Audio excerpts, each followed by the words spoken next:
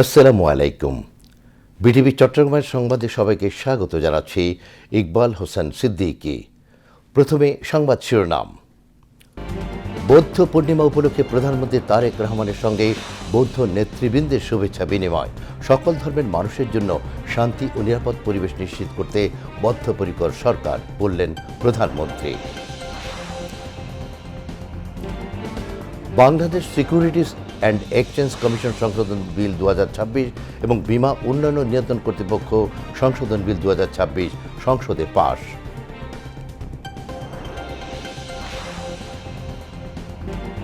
রাজনীতিতে বহুত্ববাদ এবং সমাজে ভাবনায় বৈচিত্র্য স্থান পেলে দেশের অগ্রযাত্রা সহজ এবং সুগম হয়, মন্তব্য তথ্য ও সম্প্রচার মন্ত্রীর।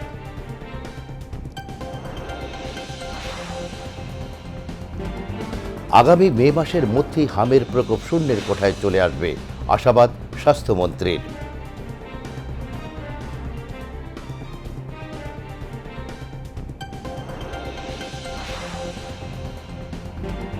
আগামী বর্ষার মধ্যেই চট্টগ্রামে জলাবদ্ধতা সমস্যার সমাধান হবে, বললেন এলজিআরডি প্রতিমন্ত্রী। জলাবদ্ধতা নিরসনে 19 সদস্যের সমন্বয় কমিটি গঠন।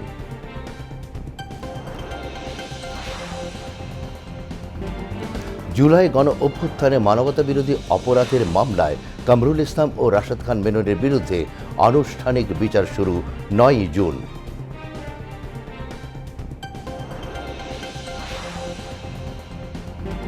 রুশ প্রেসিডেন্ট পুতিন এবং মার্কিন প্রেসিডেন্ট ট্রাম্পের মধ্যে ফোনালাপ। ইরানের সঙ্গে চলমান যুদ্ধ অবসানে যুক্তরাষ্ট্রকে সহায়তার প্রস্তাব পুতিনের।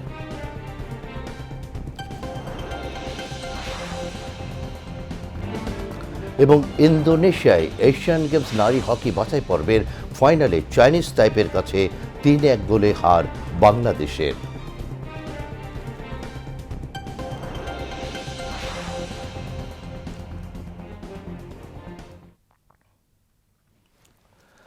এতক্ষণ সংবাদ শিরোনাম শুনলেন, এবার বিস্তারিত। দল, মত, ধর্ম, বর্ণ নির্বিশেষে প্রতিটি মানুষ যাতে শান্তি এবং নিরাপত্তার সঙ্গে বসবাস করতে পারে এমন পরিবেশ নিশ্চিত করতে বদ্ধপরিকর সরকার। আজ সচিবালয়ে শুভ বৌদ্ধ পূর্ণিমা উপলক্ষে বৌদ্ধ সম্প্রদায়ের নেতৃবৃন্দের সঙ্গে শুভেচ্ছা বিনিময়কালে একথা বলেন প্রধানমন্ত্রী তারেক রহমান। সরকার ধর্মকে রাজনৈতিক স্বার্থে ব্যবহার করতে চায় না জানিয়ে প্রধানমন্ত্রী বলেন, রাষ্ট্রীয় বিধিবিধানের পাশাপাশি প্রতিটি নাগরিক যার যার ধর্মীয় নির্দেশনাগুলো যথাযথভাবে অনুসরণ করলে একটি মানবিক রাষ্ট্র ও সমাজ নির্মাণ সম্ভব। শামসুল আলমিনের রিপোর্ট।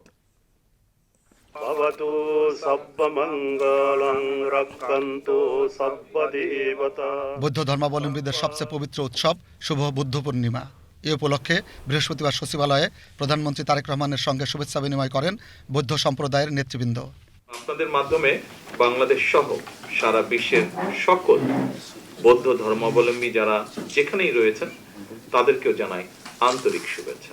বৌদ্ধ সম্প্রদায়ের সবাইকে শুভেচ্ছা জানিয়ে প্রধানমন্ত্রী বলেন, দল, মত, ধর্মবর্ণ নির্বিশেষে প্রতিটি মানুষ যাতে শান্তিতে বসবাস করতে পারে তেমন একটি পরিবেশ নিশ্চিত করতে বদ্ধপরিকর সরকার। যাতে প্রতিটি নাগরিক প্রত্যেকেই যে যার ধর্মীয় রীতিনীতি ও অধিকার বিধি বিনা বাধায় স্বাধীনভাবে অনুকরণ ও ভোগ করতে পারেন এমন একটি রাষ্ট্র ও সমাজ বিনির্মাণ করাই হচ্ছে আমাদের সরকারের অন্যতম প্রধান দায়িত্ব এবং অঙ্গীকার। দল, মত, ধর্ম, বর্ণ নির্বিশেষে প্রতিটি মানুষ যাতে শান্তি এবং নিরাপত্তার সঙ্গে বসবাস করতে পারে তেমন একটি পরিবেশ নিশ্চিত করতে সরকার বদ্ধপরিকর। তারেক রহমান বলেন, রাষ্ট্রীয় বিধিবিধানের পাশাপাশি প্রতিটি নাগরিক যার যার ধর্মীয় নির্দেশগুলো সঠিকভাবে অনুসরণ করলে একটি মানবিক রাষ্ট্র নির্মাণ সম্ভব। রাষ্ট্রীয় বিধিবিধানের পাশাপাশি প্রতিটি নাগরিক যিনি যার ধর্মীয় নির্দেশনাগুলো যথাযথভাবে অনুসরণ করলে আমরা সকলে মিলে একটি মানবিক রাষ্ট্র এবং সমাজ নির্মাণ করতে পারব। প্রধানমন্ত্রী বলেন, ধর্মকে রাজনৈতিক স্বার্থে ব্যবহার করতে চায় না বর্তমান সরকার।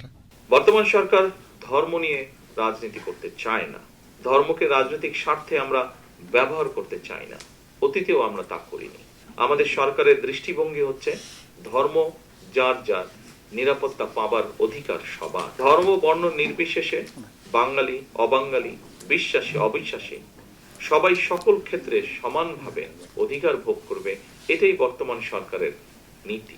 বর্তমান সরকারের দর্শন বাংলাদেশী জাতীয়তাবাদ। বাংলাদেশে এটি বারবার প্রমাণিত হয়েছে।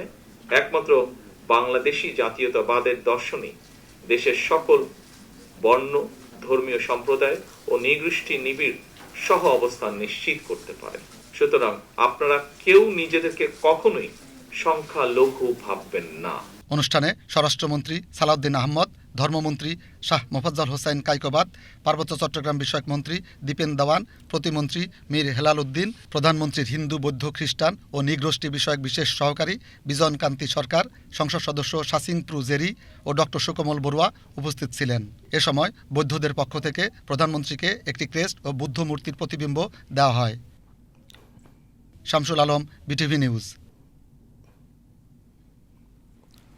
স্পিকার হাফিজউদ্দিন আহমেদ বীর বিক্রমের সাথে আজ তাঁর কার্যালয়ে সৌজন্য সাক্ষাৎ করেন রাশিয়ার রাষ্ট্রদূত আলেকজান্ডার গ্রিগোরিয়েচেভ খোজিন। সাক্ষাৎকালে তাঁরা দুই দেশের মধ্যে শিক্ষাক্ষেত্রে সহযোগিতা, মানব সম্পদ রপ্তানি, জ্বালানি ও কৃত্রিম বুদ্ধিমত্তা নিয়ে মত বিনিময় করেন। এ সময় রাশিয়া ইউক্রেন যুদ্ধে আটকে পড়া ও হতাহত বাংলাদেশিদের সংকট ও এর সমাধান নিয়ে আলোচনা করেন।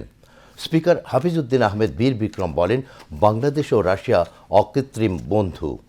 তিনি বলেন, ত্রয়োদশ জাতীয় সংসদ নির্বাচনে রাশিয়া সহ বিশ্বের অন্যান্য দেশের সরকার নির্বাচন পর্যবেক্ষক দল পাঠিয়ে বাংলাদেশে অবাধ ও সুষ্ঠু নির্বাচনের আন্তর্জাতিকভাবে গ্রহণযোগ্যতা এনে দিয়েছে। রাশিয়ার রাষ্ট্রদূত আলেকজান্ডার খোজিন বলেন, বাংলাদেশ ও রাশিয়া সরকারের যৌথ উদ্যোগে পরিচালিত রূপপুর পারমাণবিক বিদ্যুৎ কেন্দ্র পরমাণু রিঅ্যাকশন জড়িত কারণে প্রথম দিকে ধীরে ধীরে জাতীয় গ্রিডে বিদ্যুৎ সরবরাহ করবে। তিনি বলেন, 2027 সালের মধ্যে এটি তার মোট উৎপাদন ক্ষমতার 40% জাতীয় গ্রিডে যুক্ত করবে। অনুষ্ঠানে রুশ দূতাবাসের কর্মকর্তা এবং বাংলাদেশ জাতীয় সংসদ সচিবালয়ের সংশ্লিষ্ট ঊর্ধ্বতন কর্মকর্তাবৃন্দ উপস্থিত ছিলেন। Bangladesh securities and exchange commission সংশোধন বিল 2026 এবং বীমা উন্নয়ন ও নিয়ন্ত্রণ কর্তৃপক্ষ সংশোধন বিল 2026 আজ জাতীয় সংসদে পাশ হয়েছে। এর আগে ডেপুটি স্পিকার ব্যারিস্টার কায়সার কামালের সভাপতিত্বে সংসদের বৈঠক শুরু হয়। বৈঠকে প্রধানমন্ত্রী তারেক রহমান উপস্থিত ছিলেন। অর্থমন্ত্রী আমির খসরু মাহমুদ চৌধুরী বিল দুটি প্রস্তাবের পাশ করলে তা সর্বসম্মতিক্রমে পাশ হয়। অর্থমন্ত্রী বলেন, Bangladesh securities and exchange commission বিলটি পাশের ফলে Bangladesh securities and exchange commission আইন 1993 অধিকতর সংশোধন আনা সম্ভব হবে। সংসদ সদস্য ব্যারিস্টার রুমিন ফারহানা শেয়ার বাজারের লুটেরাদের বিচার ও সিকিউরিটিজ অ্যান্ড এক্সচেঞ্জ কমিশনে যোগ্য ব্যক্তি নিয়োগের আহ্বান জানান। তিনি বলেন, সিকিউরিটিজ অ্যান্ড এক্সচেঞ্জ কমিশনকে ঢেলে সাজানোর উদ্যোগ নেওয়া হয়েছে। অর্থমন্ত্রী বলেন, স্বচ্ছতা এবং জবাবদিহিতা নিশ্চিত করে বিনিয়োগকারীদের বিনিয়োগের সুরক্ষা নিশ্চিত করা হবে। সংসদে এক প্রশ্নের জবাবে আইনমন্ত্রী বলেন, ফ্যাসিস্ট আওয়ামী লীগ সরকারের আমলে সংগঠিত হত্যা, গুম ও নির্যাতনের ঘটনায় জুলাই গণ অভ্যুত্থান পরবর্তী সময়ে দেশে মোট 1855টি মামলা করা হয়েছে। পরে রাষ্ট্রপতির ভাষণ সম্পর্কে আনিত ধন্যবাদ প্রস্তাবের উপর আলোচনা অনুষ্ঠিত হয়। দর্শক গ্যালারিতে বসে শিক্ষার্থীরা সংসদ অধিবেশনের কার্যক্রম প্রত্যক্ষ করেন।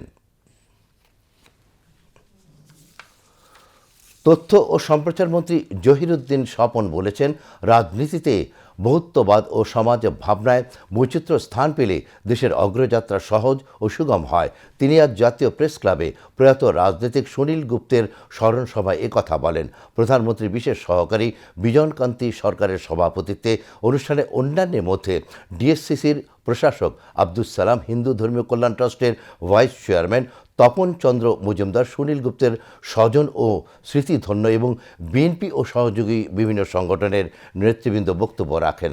তথ্যমন্ত্রী আরও বলেন, শহীদ প্রেসিডেন্ট জিয়াউর রহমানের বাংলাদেশি জাতীয়তাবাদ যে বহুত্ববাদেরই ভাবনাজনিত প্রক্রিয়ায় সুনীল গুপ্তের জড়িত হবার মধ্য দিয়েই সেটা পরিষ্কার হয়ে ওঠে। সুনীল গুপ্তকে আপাদমস্তক দেশপ্রেমিক অভিহিত করে মন্ত্রী বলেন, বহুত্ববাদ ও বৈচিত্র্য বিরোধীরা সমাজে বিশৃঙ্খলা তৈরির অপচেষ্টায় লিপ্ত রয়েছে। বাংলাদেশ জাতীয়তাবাদী দলের বাংলাদেশি জাতীয়তাবাদ, এটা যে একটা বহুত্ববাদের প্রতিফলন, তার সুস্পষ্ট প্রমাণ হচ্ছে বাবু সুনীল কুমার গুপ্তদের মতো লোকজন শহীদ জিয়ার পাশে ছিলেন। আমরা বাঙালি অবাঙালি, বাঙালি পাহাড়ি এই বিভাজনের অবসান ঘটিয়েছিলাম বাংলাদেশি জাতীয়তাবাদের রাজনীতি করে। যে বাংলাদেশ জাতীয়তাবাদী দল তার রাজনীতিতে ধর্মীয় মূল্যবোধের কথা বলে এবং তার যে কোনো ধর্মের মধ্যেই কিন্তু একটি মূল্যবোধ কাজ করে। অতএব ধর্ম চর্চা আলাদা হতে পারে, কিন্তু ধর্মীয় মূল্যবোধ কিন্তু সব সমান। কোনো ধর্মেই কিন্তু পাপের পক্ষে কথা বলে না বা পুণ্যের বিরুদ্ধে কথা বলে না। এটাই হচ্ছে ধর্মীয় মূল্যবোধ, যা সকল ধর্মের মধ্যেই বিরাজ করে। জামায়াতে ইসলামী বাংলাদেশ তারা গতকালকেও বক্তৃতায় বলেছেন শরিয়া আইন কায়েম করবেন। গণমাধ্যমে যারা এখানে আছেন, আমি তাদের মাধ্যমে জানতে চাই কোনটি তাদের অবস্থান। তারা কি দেশের প্রচলিত সাংবিধানিক আইনকে মেনে শাসন ক্ষমতা পাওয়ার চেষ্টা করছেন, নাকি তারা শরিয়া আইন প্রতিষ্ঠা করার প্রতিশ্রুতি দিয়ে বা প্রতিজ্ঞা নিয়ে রাজনৈতিক, সাংবিধানিক এবং সংসদীয় তৎপরতা চালাচ্ছেন? কিন্তু ধর্মচর্চা, আচার আচরণ, রীতি, প্রথা, এই নর্মস, এগুলি হয়তো নানানভাবে আমরা করতে পারি। একটা রাষ্ট্র এবং সমাজের দায়িত্ব হচ্ছে সকল ধর্মের মধ্যে ধর্মীয় মূল্যবোধের এই সারবস্তুকে ঐক্যবদ্ধভাবে তুলে ধরা। মে মাসের মধ্যেই হামের প্রকোপ শূন্যের কোঠায় নেমে আসবে বলে আশাবাদ ব্যক্ত করেছেন স্বাস্থ্যমন্ত্রী সরদার মোহাম্মদ সাখাওয়াত হোসেন। তিনি আজ রাজধানীর 250 শয্যা বিশিষ্ট টিবি হাসপাতালে যক্ষ্মা রোগ নির্ণয়ে 6 লক্ষ জিম কার্টিজ ও শিশুদের জন্য 11,000 যক্ষ্মা প্রতিরোধী ওষুধ যুক্তরাষ্ট্রের কাছ থেকে অনুদান হিসেবে গ্রহণ উপলক্ষে আয়োজিত অনুষ্ঠানে এই আশাবাদ ব্যক্ত করেন। অনুষ্ঠানে মার্কিন রাষ্ট্রদূত মিস্টার ব্রেন্ট ক্রিস্টেনসন উপস্থিত ছিলেন। শরীফুল ইসলামের রিপোর্ট। যক্ষ্মা বিশ্বের অন্যতম 10টি মৃত্যুজনিত রোগের মধ্যে একটি। বাংলাদেশেও যক্ষ্মা রোগীর সংখ্যা প্রতিনিয়ত বাড়ছে। বড়দের পাশাপাশি এখন দেশে শিশুরাও আক্রান্ত হচ্ছে এই রোগে। এমন বাস্তবতায় যক্ষ্মা নিয়ন্ত্রণে জিন এক্সপার্ট কার্টিস ও শিশুদের যক্ষ্মা প্রতিরোধী 11,000 ঔষধ বাংলাদেশকে প্রদান করল যুক্তরাষ্ট্র। আজ রাজধানীর শ্যামলীর 250 শয্যা বিশিষ্ট টিবি হাসপাতালে হস্তান্তর অনুষ্ঠানে এসব ঔষধ গ্রহণ করেন স্বাস্থ্যমন্ত্রী সরদার মোহাম্মদ সাখাওয়াত হোসেন। এ সময় যুক্তরাষ্ট্রের রাষ্ট্রদূত মিস্টার ব্রেন্ট ক্রিস্টেনসেন সহ ঊর্ধ্বতন কর্মকর্তাগণ উপস্থিত ছিলেন। অনুষ্ঠানে মার্কিন রাষ্ট্রদূত বলেন, বাংলাদেশের জন্য ভবিষ্যতেও এমন সহযোগিতা অব্যাহত থাকবে। Today, I'm privileged to present a donation of 600,000 U.S. manufactured Gene Expert cartridges and 11,000 courses of pediatric TB drugs, a vital contribution to Bangladesh's ongoing efforts to combat tuberculosis. The Gene Expert system is a state-of-the-art molecular diagnostic tool, enabling rapid and accurate detection of TB and TB drug resistance, and facilitating timely treatment for those in need. স্বাস্থ্যমন্ত্রী বলেন, দেশে টিকার কোনো সংকট নেই, পর্যাপ্ত টিকা মজুত রয়েছে। মে মাসের মধ্যেই হামের প্রকোপ কমে আসবে বলে আশাবাদ ব্যক্ত করেন স্বাস্থ্যমন্ত্রী। 61% কিন্তু আমরা টার্গেট কভার করে নিয়েছি। ইনশাল্লাহ আগামী এক সপ্তাহে আমরা ফুল কভার করে ফেলব। অনেক জায়গায় কিন্তু 100% আমরা কভার করে ফেলেছি টিকাটা। আর একটা জিনিস মনে রাখবেন, এই টিকাটা দেওয়ার পরে কিন্তু অ্যান্টিবডি ক্রিয়েট হইতে অন্তত 3 সপ্তাহ টাইম লাগে। আমরা যে 30টা উপজেলা প্রথম স্টার্ট করেছিলাম 100% কভার করেছি, ওই উপজেলাগুলিতে কিন্তু একটা হামের রোগী নেই। আমরা আশা করি আগামী 2 সপ্তাহে অ্যান্টিবডি ক্রিয়েট হলে we can bring it down to 0 level. Shariful Islam, BTV news, Dhaka. তথ্য ও সম্প্রচার প্রতিমন্ত্রী ইয়াসের খান চৌধুরী বলেছেন, ছবি কেবল আলো ছায়ার খেলা নয়, এটি একটি সময়ের দলিল যা ইতিহাসকে অমর করে রাখে। একটি সংবাদের গ্রহণযোগ্যতা নির্ভর করে সেই ঘটনার নির্ভুল ভিজুয়াল রেকর্ডের উপর। আজ রাজধানীর জাতীয় প্রেস ক্লাবে বাংলাদেশ ফটো জার্নালিস্ট অ্যাসোসিয়েশনের উদ্যোগে national forum of photo journalist Nepal আয়োজিত আলোচনা সভায় তিনি একথা বলেন। অনুষ্ঠানে অন্যান্যের মধ্যে বাংলাদেশ ফটো জার্নালিস্ট অ্যাসোসিয়েশনের সভাপতি মহসিন হোসেনের সভাপতিত্বে জাতীয় প্রেস ক্লাবের সাধারণ সম্পাদক Ayub Bhuiyan, national forum of photo journalist নেপালের সভাপতি প্রদীপ রাজ অনন্তা এবং জাতীয় প্রেস ক্লাবের নির্বাহী কমিটির সদস্য রওনাক হোসেন বক্তব্য রাখেন।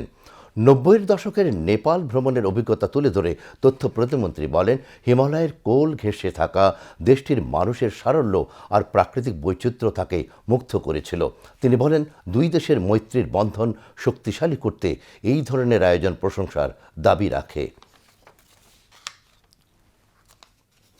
৭১, ৯০, ২৪ এবং বিভিন্ন নির্বাচনের সময় আপনারা যে বাংলাদেশে যে ভূমিকা পালন করেছেন, এই ভূমিকার জন্য আসলে এখন ফটোটা দেখেই আকৃষ্ট হই খবরটা পড়ার জন্য। বাংলাদেশের ফটো জার্নালিজমে যারা আছেন সম্পৃক্ত তাদের আমি অবশ্যই আমাদের মন্ত্রণালয় ছাড়া ব্যক্তিগত পক্ষ থেকে যে কোনো সহযোগিতা, যে কোনো আপনাদের যে পরামর্শ প্রয়োজন আমাকেও দিবেন।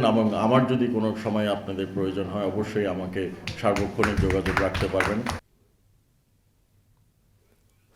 পরে তিনি আলোচিত প্রদর্শনী ঘুরে দেখেন। প্রদর্শনীতে নেপালের পাহাড়, উপত্যকা, উৎসব ও সাধারণ মানুষের জীবনের নানা মুহূর্ত উঠে এসেছে।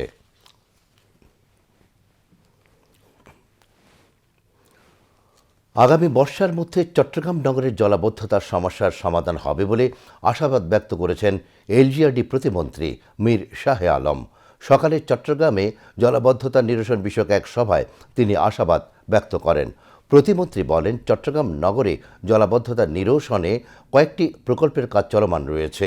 ভারী বৃষ্টিপাতের দরুন কয়েক ঘন্টা জলজট সৃষ্টি হয়েছিল। পরে এলজিআরডি প্রতিমন্ত্রী চট্টগ্রাম নগরের বিভিন্ন খাল, নালা পরিদর্শন করেন। পরিদর্শনকালে তিনি আগ্রাবাদে মহেশ খাল, রেগুলেটর, চাক্তাই খালের চন্দনপুরা পয়েন্ট ও চকবাজারের ফুলতলা পয়েন্টে পানি নিষ্কাশন অবলোকন করেন। পরিদর্শন শেষে সাংবাদিকদের প্রতিমন্ত্রী বলেন, গত দুদিনে চট্টগ্রাম নগরের বিভিন্ন পয়েন্টে পরিদর্শন করে কোথাও জলজট দেখা যায়নি। এ সময় city mayor doctor Shahadat Hossain, CDA chairman প্রকৌশলী মোহাম্মদ নুরুল করিম উপস্থিত ছিলেন। কোথায় কোথায় পানি আছে, প্রয়োজনে আমরা নিজেরাই পাম্পিং করে সেগুলো সরায় দেব। আমি গতকাল রাতেও ঘুরেছি, কোথাও পানি পাইনি।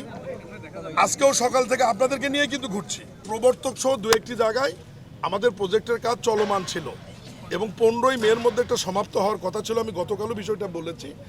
হঠাৎ বৃষ্টি হবার কারণে একটা শহরে যদি 85 থেকে 90 মিলিমিটার বৃষ্টি হঠাৎ হয়, এটা পৃথিবীর উন্নয়নশীল দেশগুলোতেও, যারা ইউকেতে, ইউরোপের বিভিন্ন দেশে গিয়েছেন, আমি নিজেও লন্ডনে দেখেছি যে হঠাৎ বৃষ্টি হলে কিন্তু 2 ঘন্টা 3 ঘন্টা বৃষ্টি থাকে।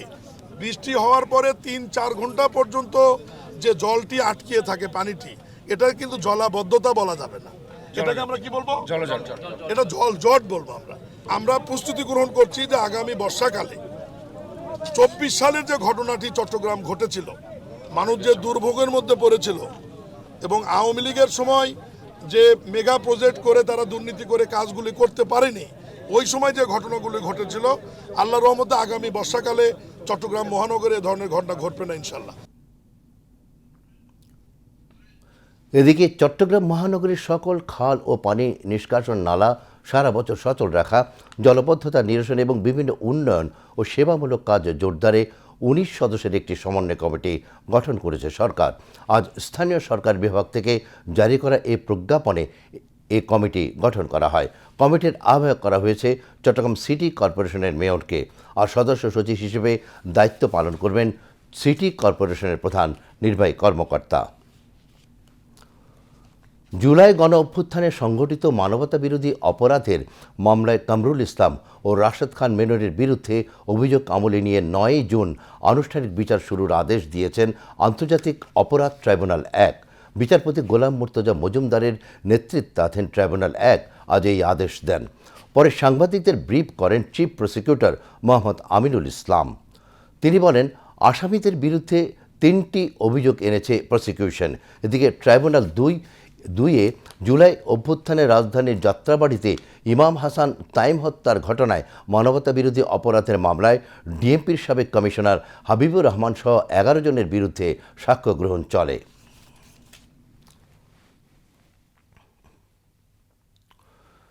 এবার আন্তর্জাতিক সংবাদ।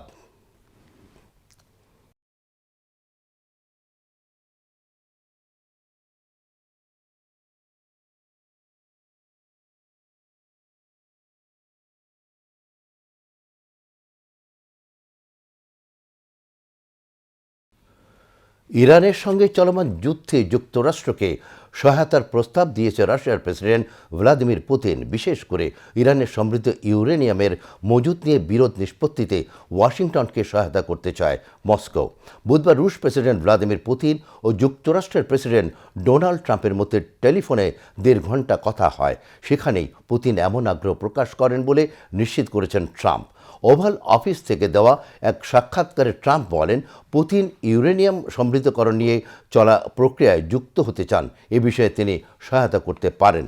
এর আগে প্রেসিডেন্ট ট্রাম্প জানান, পুতিনের সঙ্গে টেলিফোনে তার খুবই ফলপ্রসূ আলোচনা হয়েছে। ইউক্রেন সংঘাতের একটি সমাধান দ্রুতই আসতে পারে। ইরান পারমাণবিক চুক্তিতে উপনীত না হওয়া পর্যন্ত দেশটির উপর নৌ অবরোধ অব্যাহত রাখার ঘোষণা দিয়েছে মার্কিন প্রেসিডেন্ট ডোনাল্ড ট্রাম্প। এর প্রেক্ষিতে ইরানের সেনাবাহিনী হুঁশিয়ারি দিয়ে বলেছে, যুক্তরাষ্ট্র যদি হরমুজ প্রণালী ঘিরে আরোপিত নৌ অবরোধ তুলে না নেয় তবে তেহরান নজিরবিহীন পদক্ষেপ নিতে বাধ্য হবে। এদিকে ইরান ও যুক্তরাষ্ট্রের মধ্যে চলমান উত্তেজনার কারণে আন্তর্জাতিক বাজারে অপরিশোধিত তেলের দাম 4 বছরের মধ্যে সর্বোচ্চ পর্যায়ে পৌঁছেছে। জাকিয়া জামান আনিকার ডেস্ক রিপোর্ট।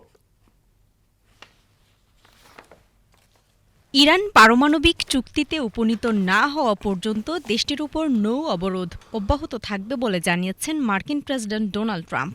তিনি বলেন, ইরানে বোমা হামলার চেয়ে এই অবরোধ আরও বেশি কার্যকর, কেননা ইরান তাদের তেল রপ্তানি করতে না পারলে দেশটির অর্থনৈতিক অবকাঠামো ভেঙে পড়বে।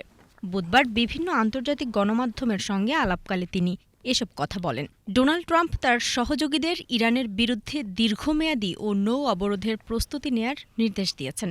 তিনি বলেন, নতুন করে বোমা হামলা চালানোর পরিবর্তে ইরানের অর্থনীতি ও তেল রপ্তানির উপর চাপ অব্যাহত রাখতেই তিনি আগ্রহী। ইরানের সঙ্গে বাণিজ্যিক সম্পর্ক ছিন্ন করতে এখন বিদেশি সরকার ও প্রতিষ্ঠানগুলোর উপরও চাপ দিচ্ছে যুক্তরাষ্ট্র। এ প্রসঙ্গে ট্রাম্প প্রশাসনের অর্থমন্ত্রী ভ্যাসেন্ট বলেন, আমরা ইরানি তেলের ক্রেতাদের জানিয়ে দিয়েছি যে কোনো দেশের শিল্প প্রতিষ্ঠান বা ব্যাংক যদি ইরানি তেলের লেনদেন করে তবে আমরা তাদের বিরুদ্ধে সেকেন্ডারি স্যাংশন আরোপ করব। এদিকে ইরানের পার্লামেন্ট স্পিকার মোহাম্মদ বাঘের গালিবাফ বলেছেন, যুক্তরাষ্ট্র ইরানের বন্দরগুলোর উপর নৌ অবরোধ অব্যাহত রাখার মাধ্যমে দেশটির উপর অর্থনৈতিক চাপ সৃষ্টি এবং দেশের অভ্যন্তরে বিভেদ সৃষ্টির পায়তারা করছে। তবে শত্রুপক্ষের এ ধরনের অপচেষ্টা নস্যাৎ করে দেয়া হবে। তিনি বলেন, রণাঙ্গনে এর প্রমাণ মিলবে। এদিকে ইরান যুদ্ধে যুক্তরাষ্ট্রের এ পর্যন্ত $25 বিলিয়ন খরচ হয়েছে বলে জানিয়েছেন মার্কিন প্রতিরক্ষা মন্ত্রণালয়ের কর্মকর্তা জুলস হার্টস। ইরান ও যুক্তরাষ্ট্রের মধ্যে চলমান এই উত্তেজনার কারণে আন্তর্জাতিক বাজারে অপরিশোধিত তেলের দাম 4 বছরের মধ্যে সর্বোচ্চ পর্যায়ে পৌঁছেছে। মার্কিন প্রেসিডেন্ট ডোনাল্ড ট্রাম্পের নৌ অবরোধ কয়েক মাস স্থায়ী হতে পারে এমন হুঁশিয়ারির পর বুধবার ব্রেন্ট ক্রুডের দাম দ্রুত বেড়ে যায়। বিশ্লেষকদের মতে, সরবরাহ ব্যবস্থা দীর্ঘ সময় ব্যাহত হলে বিশ্বজুড়ে জ্বালানি তেলের পাশাপাশি নিত্যপণ্যেরও দাম উল্লেখযোগ্যভাবে বেড়ে যেতে পারে। একই সঙ্গে বিশ্ব অর্থনীতিতে বড় ধরনের চাপ সৃষ্টি হওয়ারও আশঙ্কা রয়েছে। জাকিয়া জামান আনিকা, বিটিভি নিউজ। গাজায় মানবিক সহায়তা নিয়ে যাওয়ার পথে আন্তর্জাতিক জলসীমায় গ্লোবাল সমুদ ফ্লোটিলা নামের একটি ত্রাণ বহরে হামলা চালিয়েছে ইসরায়েলি নৌবাহিনী। এতে কয়েকশো অংশগ্রহণকারী মাঝ সমুদ্রে বিদ্যুৎহীন ও অচল হয়ে পড়া নৌযানগুলোতে আটকা পড়েছেন বলে জানা গেছে। আল জাজিরার প্রতিবেদনে এ তথ্য উঠে এসেছে। সামাজিক যোগাযোগ মাধ্যম এক্সে দেয়া এক পোস্টে ত্রাণবহর কর্তৃপক্ষ জানায়, ইসরায়েলি নৌবাহিনীর আন্তর্জাতিক জলসীমায় অত্যন্ত সহিংস কায়দায় তাদের পথরোধ করে।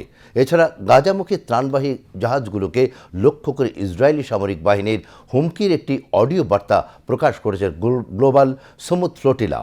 অডিও বার্তায় এক ব্যক্তিকে বলতে শোনা যায়, গাজার দিকে এগুলো জাহাজগুলোর নিরাপত্তা ঝুঁকিতে পড়বে।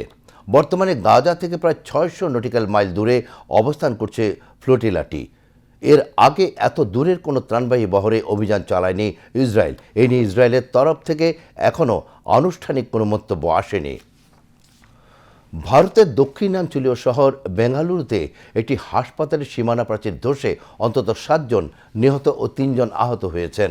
গতকাল বাউরি অ্যান্ড লেডি কার্জন হাসপাতালের প্রায় 8 ফুট উঁচু দেয়াল ধসে এ প্রাণহানি ঘটে বলে স্থানীয় কর্মকর্তাদের বরাতে বার্তা সংস্থা রয়টার্সের খবরে বলা হয়েছে। বেঙ্গালুরু শহরে বিভিন্ন এলাকায় প্রবল বৃষ্টিপাত, দমকা হাওয়া ও শিলাবৃষ্টির কারণে এ দুর্ঘটনা ঘটে। নিহতের তালিকায় এক শিশু ও ফুটপাতের 4 দোকানি রয়েছেন বলে কর্ণাটকের উপমুখ্যমন্ত্রী ডিকে শিবকুমার বিবৃতিতে জানিয়েছেন। এক্সে দেওয়া পোস্টে ঘটনাটিকে দুঃখজনক হিসেবে মন্তব্য করেছেন ভারতের প্রধানমন্ত্রী নরেন্দ্র মোদী। শেয়ার বাজারের খবর।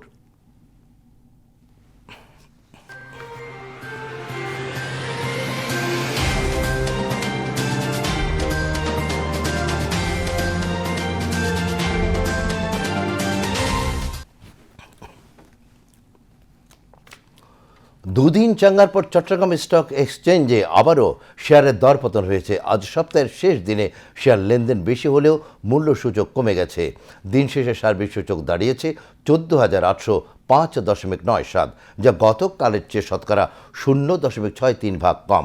এছাড়া সিএসি 30-এর মূল্য সূচক দাঁড়ায় 13,058.56, যা গতকালের চেয়ে শতকরা 0.43 কম। আজ 199টি কোম্পানির 98,41,751টি শেয়ার লেনদেন হয়, যার মূল্য 48,33,49,000 টাকারও বেশি। এর মধ্যে 65টি কোম্পানির শেয়ার দাম বেড়েছে, 114টির কমেছে এবং 20টির দাম অপরিবর্তিত রয়েছে। এবার আন্তর্জাতিক মুদ্রা বাজারের খবর।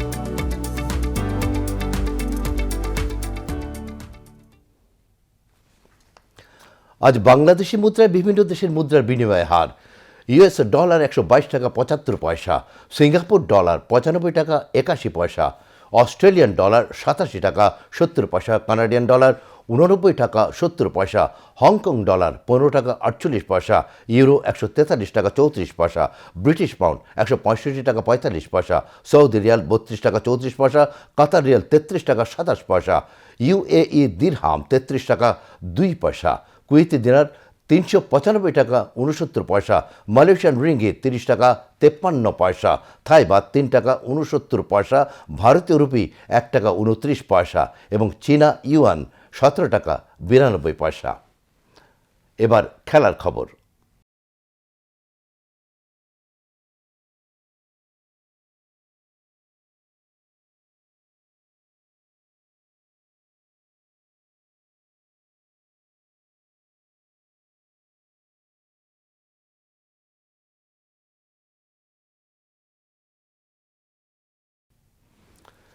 এশিয়ান গেমস নারী হকির বাছাই পর্বের ফাইনালে চাইনিজ তাইপের কাছে 3-1 গোলে হেরে আসরে রানার্স আপ হয়েছে বাংলাদেশ। আসরে রানার্স আপ হলেও লিগ পর্বে গ্রুপ চ্যাম্পিয়ন হয়ে জাপানে আগামী সেপ্টেম্বরে অনুষ্ঠিতব্য এশিয়ান গেমসের মূল পর্বে খেলার যোগ্যতা অর্জন করে ইতিহাস সৃষ্টি করে বাংলাদেশের মেয়েরা।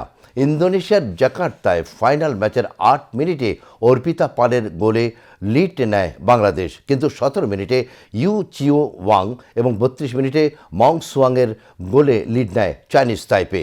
এর 40 মিনিটে চাইনিজ তাইপের পক্ষে তৃতীয় গোলটি করেন হুয়াং থিং। শেষ দিকে ম্যাচে ফেরার আপ্রাণ চেষ্টা চালিয়েও ব্যবধান কমাতে পারেনি বাংলাদেশ। ফলে 3-1 গোলে হেরে রানার্স আপ হয়েই সন্তুষ্ট থাকতে হয় বাংলাদেশ নারী হকি দলকে। এর আগে গ্রুপ পর্বে চাইনিজ তাইপের সাথে 5-5 গোলে ড্র করেছিল বাংলাদেশের মেয়েরা।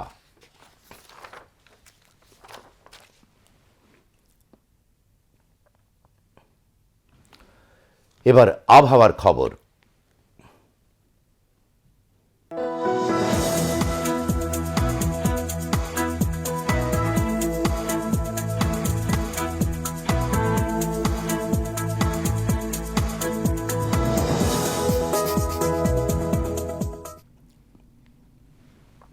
উত্তর বঙ্গোপসাগর ও তৎসংলগ্ন এলাকায় বায়ুচাপের তারতম্যের আধিক্য বিরাজ করছে।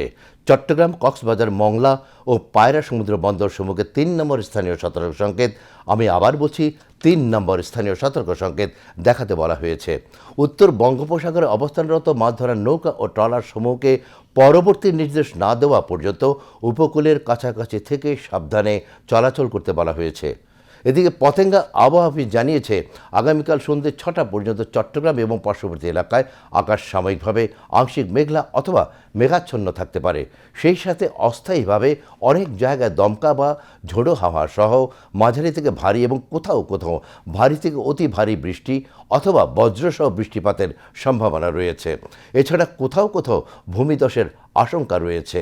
রাতের তাপমাত্রা সামান্য বৃদ্ধি পেতে পারে এবং দিনের তাপমাত্রা প্রায় অপরিবর্তিত থাকতে পারে। পরবর্তী 24 ঘন্টায় আবহাওয়ার সামান্য পরিবর্তনের সম্ভাবনা রয়েছে। নগরীতে আজ সর্বোচ্চ তাপমাত্রা ছিল 30.2 ডিগ্রি সেলসিয়াস, যা স্বাভাবিকের চেয়ে 1.6 ডিগ্রি কম, এবং সর্বনিম্ন তাপমাত্রা ছিল 20.7 ডিগ্রি সেলসিয়াস, যা স্বাভাবিকের চেয়ে 2.7 ডিগ্রি বেশি। আগামীকাল চট্টগ্রামে সূর্যোদয় 5টা 21 মিনিটে এবং সূর্যাস্ত 6টা 19 মিনিটে। এবার জানিয়ে দিচ্ছি কর্ণফুলী নদীতে আগামীকালের জোয়ার ভাটার সময়সূচি। ভাটা শুরু হবে রাত 12টা 26 মিনিটে, জোয়ার সকাল 7টায়।